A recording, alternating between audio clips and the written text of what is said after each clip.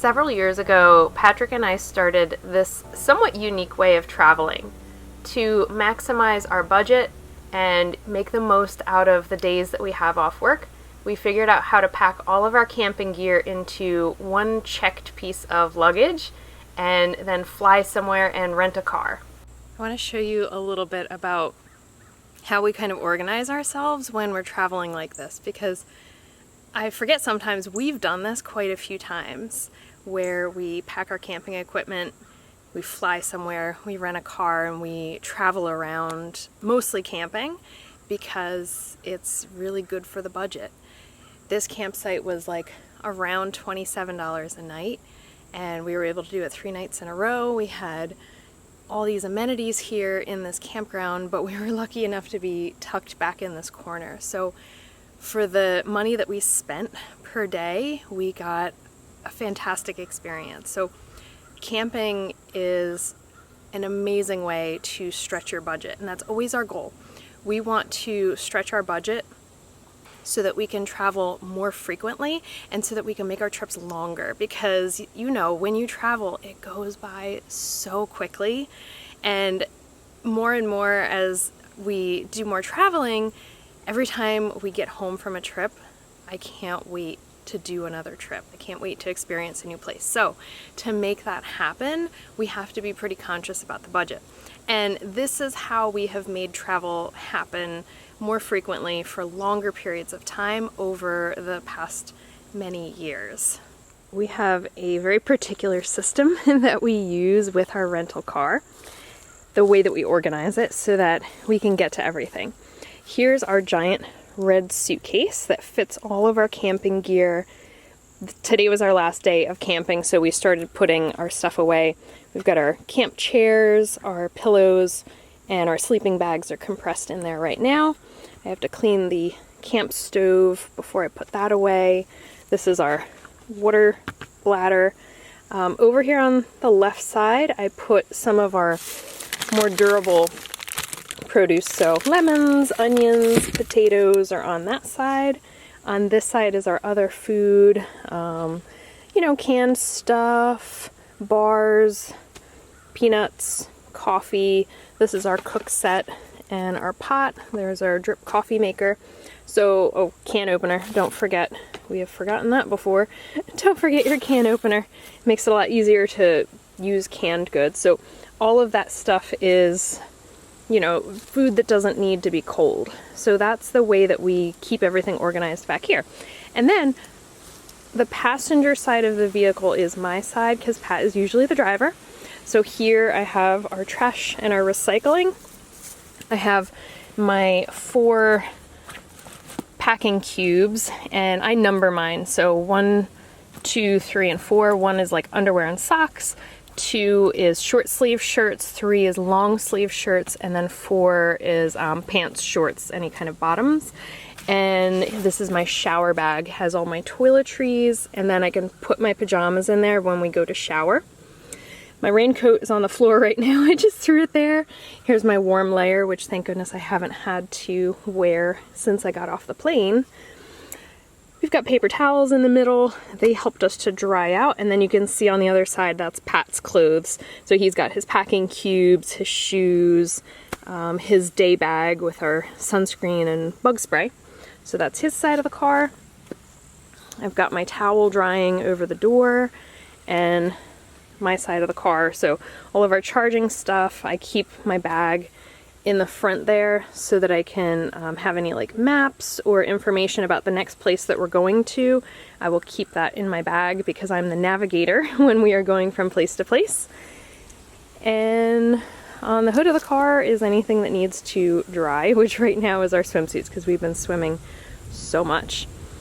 So that's the way that we organize the car, and we will alternate between camping, where we get to be really tucked away and have this great experience of being in, like, really immersed in the natural setting, like we are here to experience northern Florida. But then what we figured out with lots of trial and error is that we do the best when we alternate camping for a few days. Usually it's 3. and then staying at a hotel for one night to kind of reset. Although on this trip we've gotten 5 camping days in a row, and I have to say I am not tired. I am not like clawing my way to get to a hotel room. I actually feel really good today. One reason is the weather has been great, so that's a huge advantage. It hasn't been like cold or raining, so that makes camping so much more comfortable. We also have access to showers here, and I feel like showers are our limiting factor.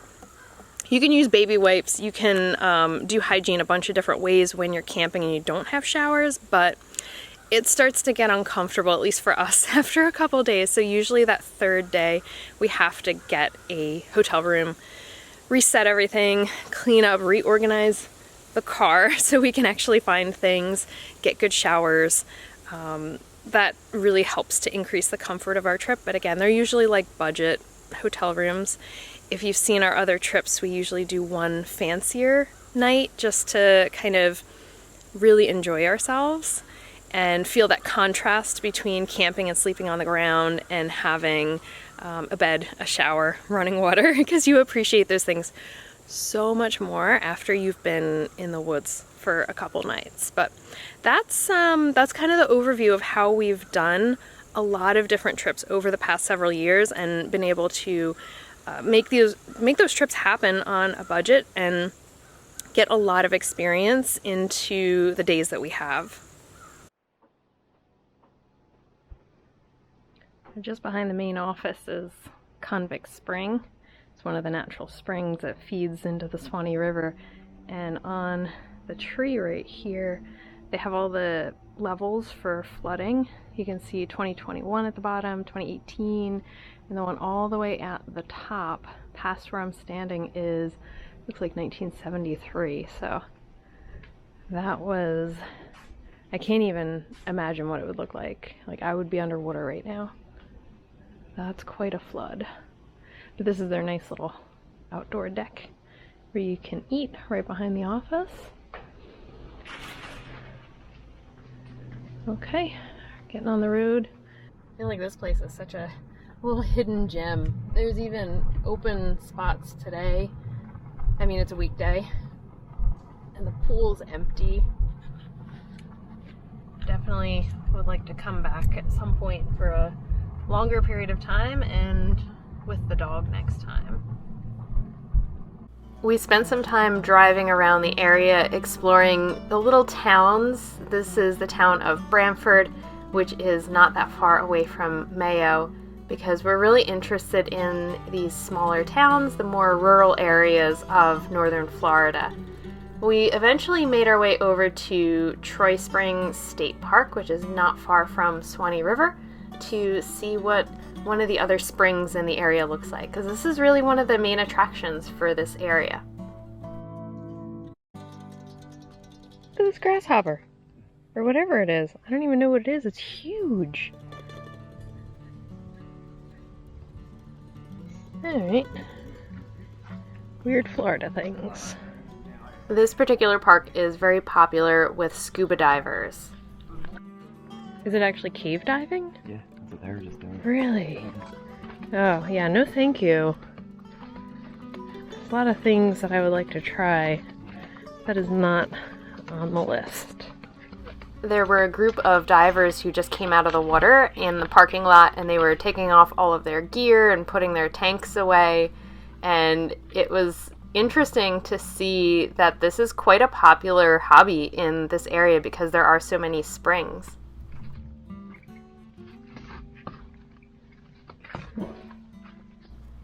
They don't like you to swim in this spring just because there's so many divers that are going down. They want to keep the surface of the water open for when they're going in and coming out. So we didn't go swimming, but it was neat to check this out and to see one of the popular activities that goes on in this area. It's another beautiful evening next to the river. It's really been a great spot. The breeze coming off the water is so nice, especially it was kind of drizzling a little bit today, just a little. They were saying that this is the dry season in Florida, so Normally it would rain like every day. In the afternoon you get thunderstorms, but we've gotten like a little sprinkle here and there, but mostly dry. There's a pretty nice sunset going on right now, and we are getting ready to enjoy our last night here by going to the pool again. It's like our favorite thing. That pool and hot tub are glorious. And we'll do one more fire because our last 2 nights in Florida are going to be at a hotel in Cedar Key. So no more camping. We'll pack up our camping gear tomorrow morning as we get ready to go over toward the coast for our last 2 nights, and doing something a little bit more special because it's going to be Patrick's birthday. So we wanted to do something a little bit fancier than camping for that.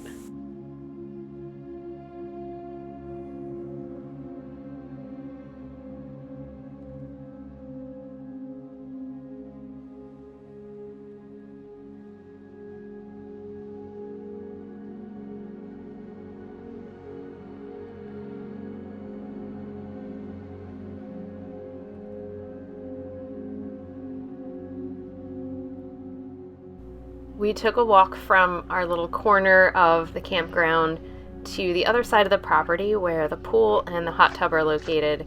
We tried to get over here at least once a day. A lot of times we tried to get over here twice a day because it was just such a treat. And sure enough, we got here, look at this gorgeous heated pool, and nobody is in it. So how could we not take advantage of that for our last night?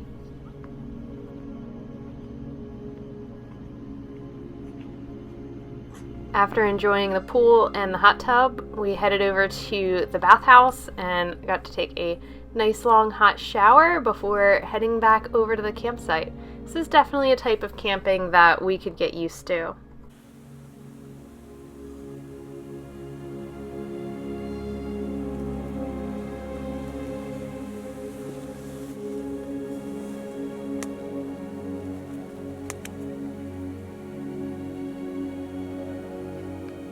We enjoyed one more morning on the banks of the Suwannee River, soaking in that beautiful morning Florida sunshine. And then we packed up all of our camping gear, got back into the rental car, and started driving over toward the Gulf Coast.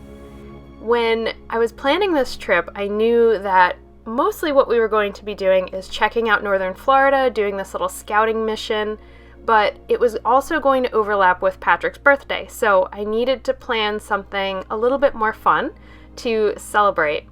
I looked at my Google Maps and I had saved this place called Cedar Key several years ago after watching a video about it, and I thought that's the perfect place.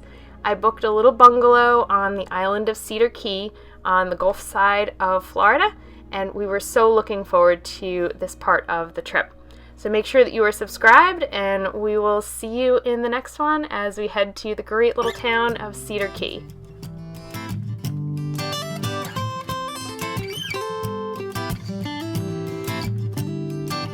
Well, you worried about you and me, the injustice, the next president to be, the news and what you hear, your career. It's time for you to face those fears, and it's all fair to be aware, and I'll be there, so don't be scared. Just take a deep breath of air, and 1, 2, 3 to 10, you begin to focus again.